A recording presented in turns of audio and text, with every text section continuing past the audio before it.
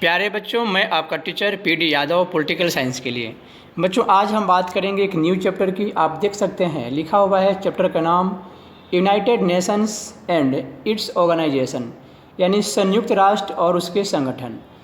इस चैप्टर के important MCQ की बात करते हैं, तो आइए शुरू करते हैं। आज का पहला क्वेश्चन है, संयुक्त राष्ट्र संघ की स्थापना कब हुई? When was UNO established? Option A है 25 जनवरी 1950, ऑप्शन बी है 24 अक्टूबर 1946, ऑप्शन सी है 30 अक्टूबर 1945 और ऑप्शन डी है 24 अक्टूबर 1945। तो बच्चों, इसका सही जवाब हो जाएगा ऑप्शन डी, 24 अक्टूबर 1945 को यूएनओ की स्थापना हुई है। क्वेश्चन नंबर 2, भारत संयुक्त राष्ट्र संघ का सदस्य कब बना?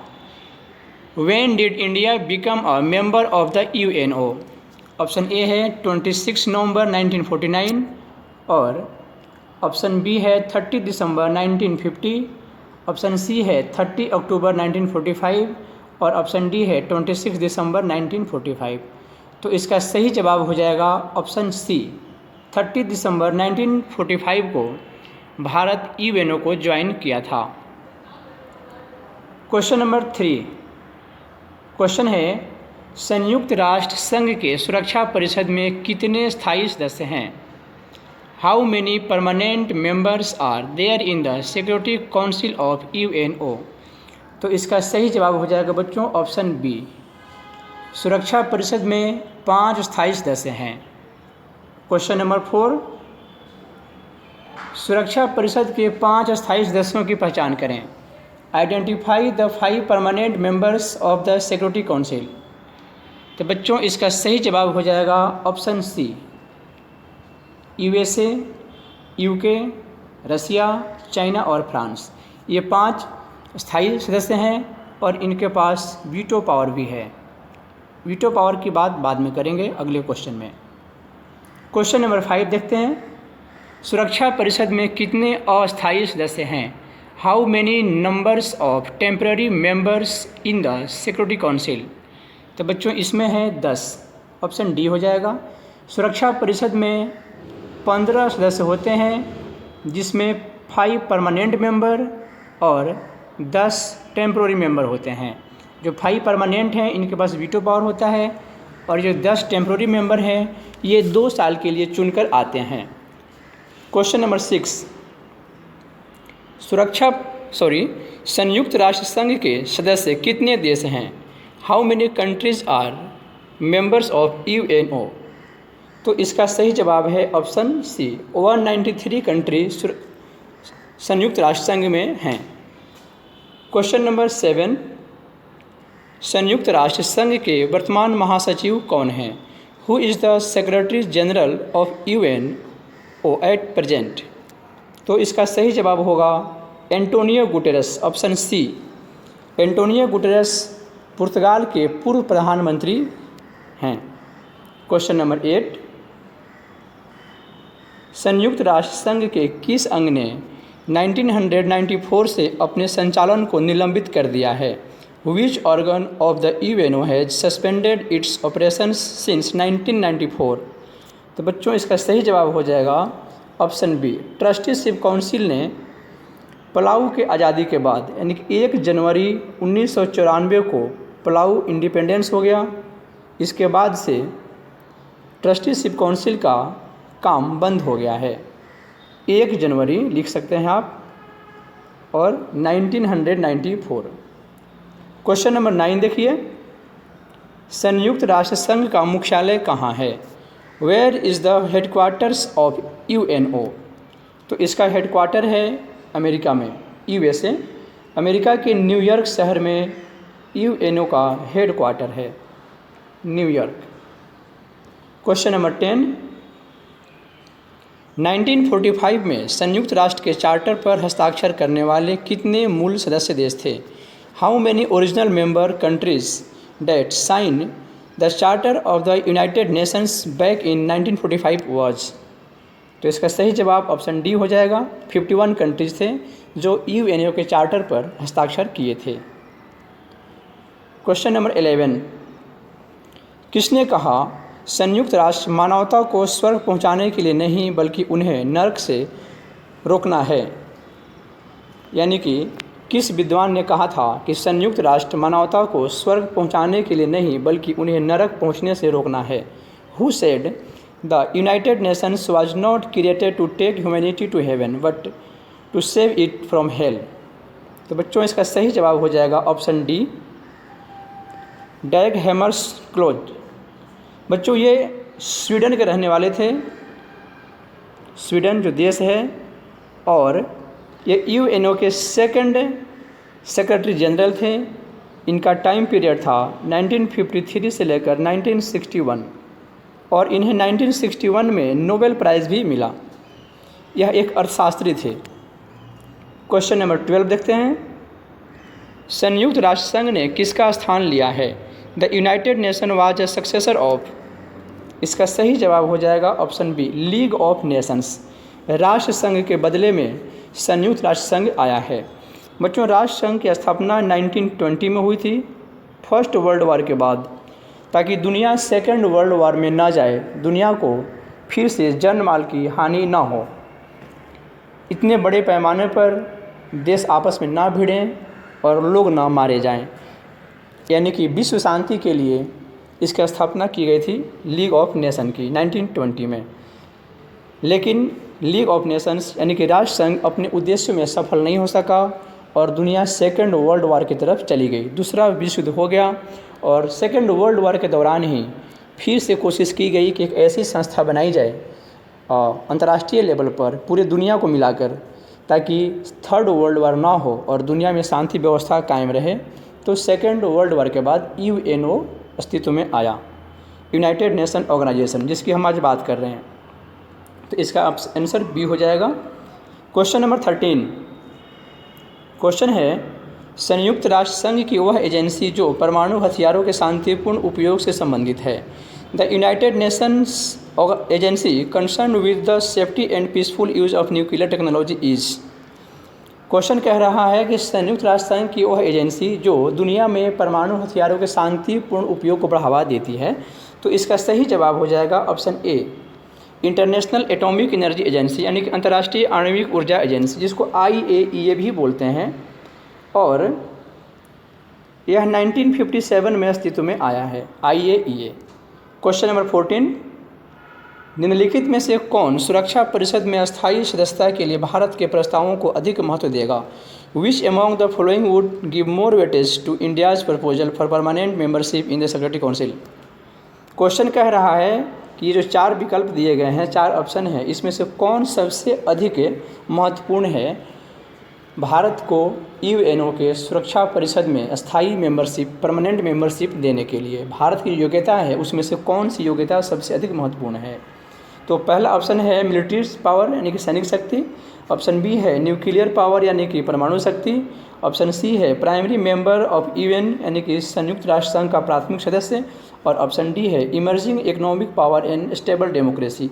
तो सबसे उपयुक्त आंसर है ऑप्शन डी, उभरती आर्थिक शक्ति और स्थिर लोकतंत्र भारत में है, इसलिए भारत को यूएनओ के सुरक्षा परिषद में एज अ परमानेंट मेंबरशिप मिलना चाहिए।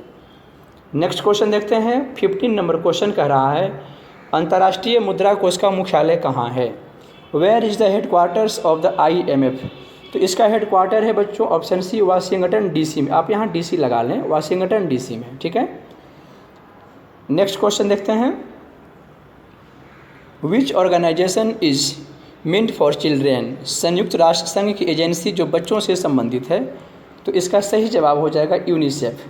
बच्चों यूनिसेफ की स्थापना 1946 में हुई है और इसका मतलब होता है यूनाइटेड नेशन चिल्ड्रेन फंड, ठीक है। यह बच्चों से संबंधित संस्था है। क्वेश्चन नंबर 17, अंतर्राष्ट्रीय न्यायालय का मुख्यालय कहाँ स्थित है? Where is the headquarter of the International Court of Justice situated? तो इसका सही जवाब होगा option C, the Hague. Netherland में हेग है। नीदरलैंड एक यूरोपियन देश है और वहाँ उसके शहर हेग में अंतर्राष्ट्रीय न्यायालय का यानी कि इंटरनेशनल कोर्ट ऑफ जस्टिस का मुख्यालय है। नीदरलैंड का पुराना नाम आयरलैंड है। क्वेश्चन नंबर 18 देखिए, अंतर्राष्ट्रीय न्यायालय में कितने न्यायाधीश हैं? हाउ मेनी जजेस are there in the International Court of Justice? तो बच्चों इसमें 15 जज होते हैं, 15, ऑप्शन डी हो जाएगा। यहाँ 15 जज हैं और इनका जो टर्म होता है 9 ईयर्स, 9 साल के लिए इनकी नियुक्ति होती है। लेकिन 1/3 यानी कि 5 जज प्रत्येक 3 साल पे चुनकर आते हैं और वे पुनर्नियुक्ति यानी कि उनकी दोबारा नियुक्ति भी होती है। क्वेश्चन नंबर 19, कौन सी संगठन अंतर्राष्ट्रीय व्यापार के नियम को तय करती है? Which organisation set the rules of international trade? तो इसका सही जवाब हो जाएगा ऑप्शन सी, WTO, विश्व व्यापार संगठन अंतर्राष्ट्रीय व्यापार को नियम को तय करती है। इसकी स्थापना 1995 में हुई है और यह गैट के बदले काम करता है, जिसकी बात हम आगे करेंगे। क्वेश्चन नंबर 20 देखते हैं, किस देश ने सबसे ज़्यादा निषेधाधिकार का इस्तेमाल किया है? Which country use maximum number of veto power? बच्चों हम यहाँ वीटो पावर की बात करते हैं कि किस देश ने वीटो पावर का सबसे ज़्यादा इस्तेमाल किया है, तो यह देश है USSR यानी कि सोवियत संघ। अब क्वेश्चन बनता है कि वीटो पावर से आप क्या समझते हो? What do you mean by veto power? बच्चों वीटो पावर का मतलब होता है निषेध अधिकार, यानी कि रोकने की शक्ति, मना करने की शक्ति, इनकार करने की शक्ति। आप ये जान लें कि सुरक्षा परिषद जो 5 देश हैं जो स्थायी हैं, अमेरिका, ब्रिटेन, चाइना, फ्रांस और रसिया, यानी कि ABCFR, इन सब को वीटो पावर है। तो किसी भी रूल पे, किसी मुद्दे पे या किसी नियम पे, किसी बिल पे यदि 5 देश एकमत हैं, 5 देश सहमत हैं, यानी 5 देश एग्री कर रहे हैं, तो वह नियम पास होगा, वह बिल पास होगा। लेकिन यदि इस 5 में से कोई भी एक देश मना कर दे, इनकार कर दे, एग्री नहीं करे, इसका मतलब वही देश वीटो पावर का इस्तेमाल कर रहा है।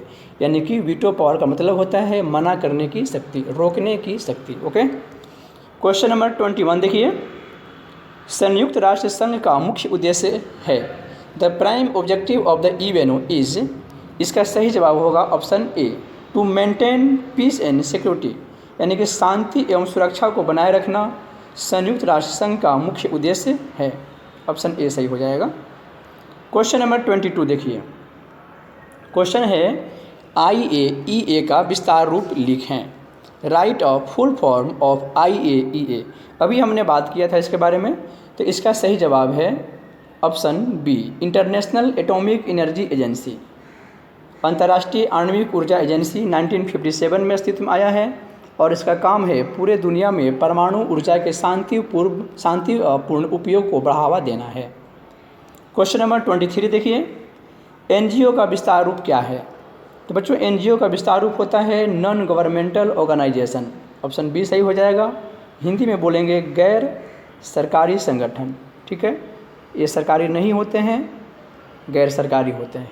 गैर सरकारी संगठन को NGO बोलते हैं। क्वेश्चन नंबर 24, संयुक्त राष्ट्र संघ के महासचिव की नियुक्ति कितने वर्षों के लिए की जाती है? The secretary general of UNO is appointment for how many years?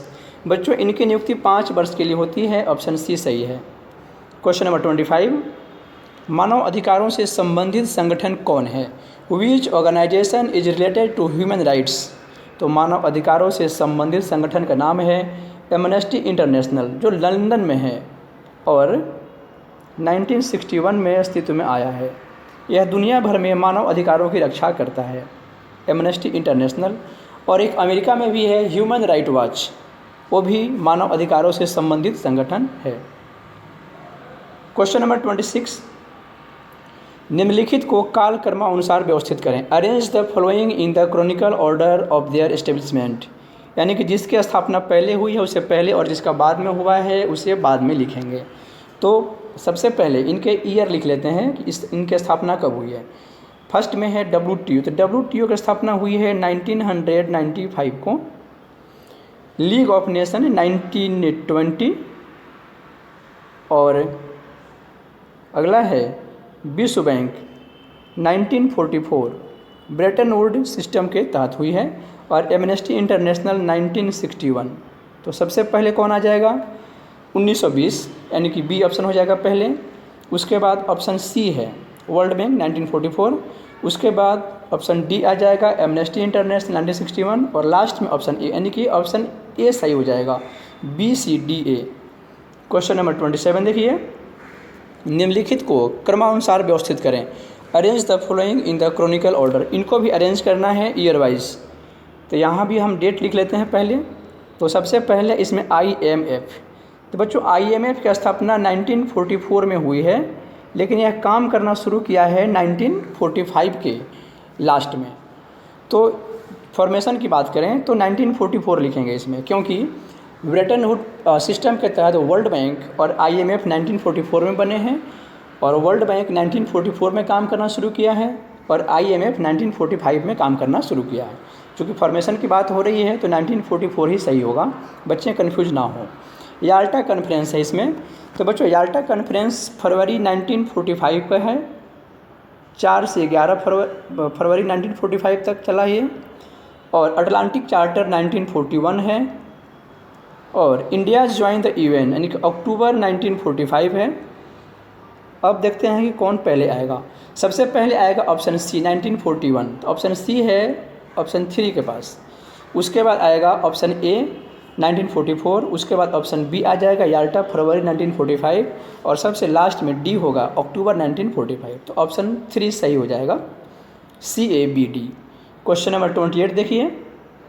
Question है, कौन सा देश G8 समूह का सदस्य नहीं है? Which country is not a member of G8 group? तो पहला ऑप्शन है बच्चों इसका जर्मनी G8 में आता है, फ्रांस भी G8 में है, इटली भी G8 में है, स्पेन G8 में नहीं आता है। तो सही उत्तर D हो जाएगा। आप जान लें कि G8 में कौन कौन से देश आते हैं।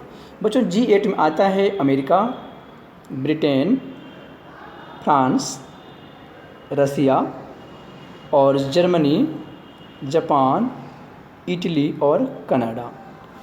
वर्तमान में G8 के बदले G7 काम कर रहा है, जिसमें रसिया नहीं है। ठीक है, क्योंकि क्वेश्चन G8 का है तो हम G8 की बात करेंगे। अगर G7 की बात होती तो यहाँ से रसिया को हटाकर ये G7 बन जाते हैं। Question number 29। क्वेश्चन है, विश्व व्यापार संगठन का मुख्यालय कहाँ है? Where is the headquarters of the WTO? तो सही जवाब हो जाएगा बच्चों जेनेवा, स्विट्ज़रलैंड। और आप जानते हैं कि WTO 1995 में बना है, और यह गेट के बदले में काम करता है, GATT GATT, General Agreement of Trade and Tariff. ठीक है। क्वेश्चन नंबर 30 देखिए, अटलांटिक चार्टर पर हस्ताक्षर किस वर्ष हुए? In which year was the Atlantic charter signed? इसका ऑप्शन ए हो जाएगा 1941 में हुए हैं। क्वेश्चन नंबर 31, संयुक्त राष्ट्र संघ के चार्टर पर हस्ताक्षर करने वाला 51वां देश कौन था? Which one was the 51st country to sign the UN चार्टर? आप यहाँ ST लगा लें तो 51st हो जाएगा। क्वेश्चन है कि UNO के चार्टर पर हस्ताक्षर करने वाला 51वां देश कौन था? तो बच्चों सही जवाब हो जाएगा इसका पोलैंड। ठीक है, पोलैंड है, ऑप्शन C सही है। क्वेश्चन नंबर 32 देखिए, सन 2011 में संयुक्त राष्ट्र संघ में कौन सा देश शामिल हुआ था? विच कंट्री ज्वाइंड UNO इन 2011? तो बच्चों यह है option D south Sudan. South Sudan 193rd country है जो UNO को ज्वाइन किया। ठीक है, तो ऑप्शन D सही हो गया। क्वेश्चन नंबर 33 देखिए, संयुक्त राष्ट्र के झंडे में किस पेड़ की शाखाएं शामिल हैं? The UN flag includes which tree branches on it? Option A है बनियान ट्री यानी बरगद का पेड़, ऑप्शन बी है पीपल ट्री पीपल का पेड़, ऑप्शन सी है ऑलिव ब्रांचेज जैतून की शाखाएं, और ऑप्शन डी है नीम ब्रांचेज नीम की शाखाएं। तो सही उत्तर हो जाएगा ऑप्शन सी ऑलिव ब्रांचेज जैतून की शाखाएं। बच्चों जैतून की शाखाएं कि ऑलिव ब्रांचेज शांति के प्रतीक होते हैं, और UNO भी संयुक्त राष्ट्र संघ भी दुनिया में विश्व शांति के लिए अस्तित्व में आया, इसलिए उसके लोगों पर, उसके ध्वज पर, उसके फ्लैग पर जैतून की पत्तियां हैं, और साथ में पूरे वर्ल्ड को दिखाया गया है, यानी कि सभी महादेश को दिखाया गया है। क्वेश्चन नंबर 34, संयुक्त राष्ट्र संघ के किस अंग को दुनिया का पुलिसमैन भी कहा जाता है? Which organ of UNO is also called the policeman of the world? फिर सुने, which organ of UNO is also called the policeman of the world? तो बच्चों यह है सुरक्षा परिषद, ऑप्शन बी। सिक्योरिटी काउंसिल को दुनिया का पुलिसमैन कहते हैं। क्वेश्चन नंबर 35, संयुक्त राष्ट्र संघ के किस अंग को विश्व की संसद भी कहा जाता है? Which organ of UNO is also called the parliament of the world? तो इसका सही जवाब है ऑप्शन ए, जनरल असेंबली। महासभा को विश्व की संसद कहते हैं क्योंकि महासभा की जब मीटिंग होती है, इसका सम्मेलन सितंबर महीने के सेकंड मंगलवार से जब शुरू होती है, तो दुनिया के 193 देश के राष्ट्राध्यक्ष यानी कि वहाँ के राष्ट्रपति अथवा प्रधानमंत्री वहाँ पहुँचते हैं और जिस प्रकार संसद में विभिन्न मुद्दों पर बातचीत होती है, बहस होता है, डिबेट होता है, ठीक उसी प्रकार जनरल असेंबली में भी बहस चलते हैं और विवाद के विषयों पर मतदान भी होता है। इसलिए इसको विश्व की संसद कहते हैं, पार्लियामेंट ऑफ द वर्ल्ड कहते हैं। क्वेश्चन नंबर 36, आर्थिक और सामाजिक परिषद कितने सदस्यों से बना है? Economic and social council is composed by how many members? यहाँ बाई लगा लें तो इसका ऑप्शन हो जाएगा ऑप्शन डी, 54 मेंबर्स हैं इसमें, ऑप्शन डी सही हो जाएगा। क्वेश्चन नंबर 37, उस राष्ट्रपति का क्या नाम है जिसने संयुक्त राष्ट्र की स्थापना में बहुत महत्वपूर्ण भूमिका निभाई? What is the name of the US president that played a very important role in establishing the UN? संयुक्त राष्ट्र संघ के स्थापना में अमेरिकी राष्ट्रपति FD रूजवेल्ट की महत्वपूर्ण भूमिका मानी जाती है, ऑप्शन डी। क्वेश्चन नंबर 38 देखिए, अंतर्राष्ट्रीय न्यायालय में निम्नलिखित में से कौन से भारतीय न्यायाधीश थे? Which of the following Indian judges were there in international Court of justice? पहला ऑप्शन है सर वेनेगल राव, ऑप्शन बी है नागेंद्र सिंह, ऑप्शन सी है RS पाठक और ऑप्शन डी है ऑल ऑफ दिस, उपरोक्त सभी। तो ऑप्शन डी सही हो जाएगा। ये तीनों लोग वहाँ जज रह चुके हैं और वर्तमान में दलवीर भंडारी वहाँ जज हैं जो 19 जून 2012 से हैं और वहाँ जो जज बनते हैं वो दूसरे कार्यकाल के लिए भी नियुक्त हो सकते हैं। क्वेश्चन नंबर 39 देखिए, संयुक्त राष्ट्र संघ का प्रथम महासचिव के बारे में पूछा गया है।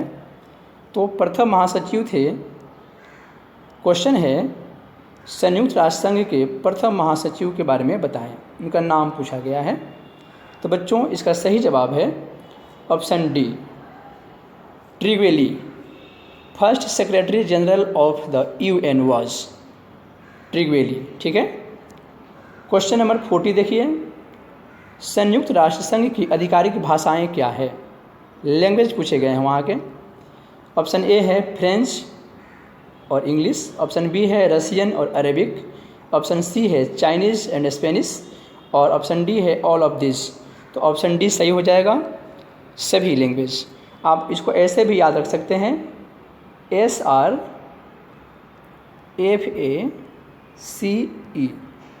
ठीक है। एस का मतलब Spanish, R for Russian, F से फ्रेंच, A से अरबिक, C से चाइनीज़ और E से इंग्लिश, SRFACE। आप चाहें तो स्क्रीनशॉट ले सकते हैं।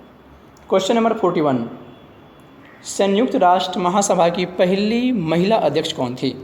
Who was the first women president of the UN general assembly? इसका सही जवाब होगा ऑप्शन डी, विजय लक्ष्मी पंडित। विजय लक्ष्मी पंडित संयुक्त राष्ट्र महासभा की पहली महिला अध्यक्ष थी और ये पंडित नेहरू की बहन थी। क्वेश्चन नंबर 42, विश्व व्यापार संगठन निम्नलिखित में से किस संगठन के उत्तराधिकारी के रूप में कार्य कर रहा है? WTO is serving as the successor to which of the following organisations? Answer होगा GATT, GATT, GATT। WTO GATT GATT के बदले में काम कर रहा है 1995 से, ठीक है। 1994 में उरुग्वे सम्मेलन के बाद GATT के बदले WTO कार्य करने लगा हुआ है। GATT का मतलब होता है General Agreement of Trade and Tariff. Question number 43 देखिए, विश्व व्यापार संगठन की स्थापना कब हुई? When was the World Trade Organisation set up? हमने कई बार बात कर लिया, ऑप्शन डी, 1995 को WTO अस्तित्व में आया है। क्वेश्चन नंबर 44 देखिए, निम्नलिखित में से कौन सा देश संयुक्त राष्ट्र सुरक्षा परिषद का स्थायी सदस्य नहीं है? ऑप्शन ए है रसिया, बी में चाइना, सी में फ्रांस है, डी में भारत। तो ऑप्शन डी सही हो जाएगा। भारत यूएनओ के सिक्योरिटी काउंसिल में एज ए परमानेंट मेंबर नहीं है। भारत अस्थायी है और भारत को 8वीं बार वहाँ अस्थायी सदस्य के रूप में जगह मिली है। क्वेश्चन नंबर 45 देखिए, संयुक्त राष्ट्र दिवस हर साल किस तारीख को मनाया जाता है? On which that is the event day celebrated every year? तो बच्चों यह वही दिन होगा जिस दिन यूएनओ की स्थापना हुई थी, 24 अक्टूबर। ऑप्शन बी सही हो जाएगा। ठीक है। क्वेश्चन नंबर 46,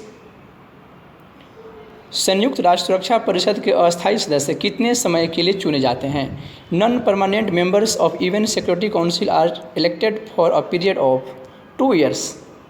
मैंने अभी कहा कि भारत इसमें 8वीं बार चयनित हुआ है एज अ टेम्पररी मेंबर्स, यानी कि नॉन परमानेंट मेंबर के रूप में। क्वेश्चन नंबर 47 देखें, महासचिव संयुक्त राष्ट्र के किस प्रमुख अंग का प्रमुख अधिकारी होता है? The secretary general is the head officer of which principle organ of the United Nations? सही जवाब होगा सी, सेक्रेटेरिएट। सचिवालय संयुक्त राष्ट्र का यानी कि यूएन का मुख्य कार्यकारी कार्यालय होता है और महासचिव सचिवालय के अधिकारी होते हैं, प्रमुख अधिकारी होते हैं। क्वेश्चन नंबर 48, संयुक्त राष्ट्र संघ की कौन सी विशेष एजेंसी विश्व धरोहर स्थलों को सूचीबद्ध करती है? Which specialised agency of UNO listed world heritage sites? बच्चों वर्ल्ड हेरिटेज साइट का मतलब होता है हमारी विरासतें, ऐसी भवन, ऐसे बिल्डिंग्स जो पुराने हैं और भारत की विरासत हैं, भारत की पहचान है, भारत के गर्व हैं, जैसे लाल किला। तो ऐसे बिल्डिंग्स को यूनेस्को सूचीबद्ध करती है। ऑप्शन ए सही हो जाएगा। ऑप्शन बी यूनेस्को सही हो जाएगा यहाँ, ऑप्शन बी। बच्चों यूनेस्को का मतलब होता है United Nation Educational Scientific and Cultural Organisation, और इसकी स्थापना हुई है 1945 में। ठीक है। नेक्स्ट क्वेश्चन देखते हैं। क्वेश्चन नंबर 49 है, संयुक्त राष्ट्र ने किस तारीख को मानव अधिकारों की सार्वभौम घोषणा को अपनाया? On which date did the UN adopt the Universal Declaration of Human rights? तो बच्चों सही जवाब हो जाएगा 10 दिसंबर 1948 को यूएनओ ने मानवाधिकार के लिए, ह्यूमन राइट्स के लिए डिक्लेरेशन किया। ठीक है। क्वेश्चन नंबर 50 देखें, 50 नंबर क्वेश्चन है, किस वर्ष संयुक्त राष्ट्र को शांति का नोबेल पुरस्कार मिला? In which year the UN gets the peace Nobel prize?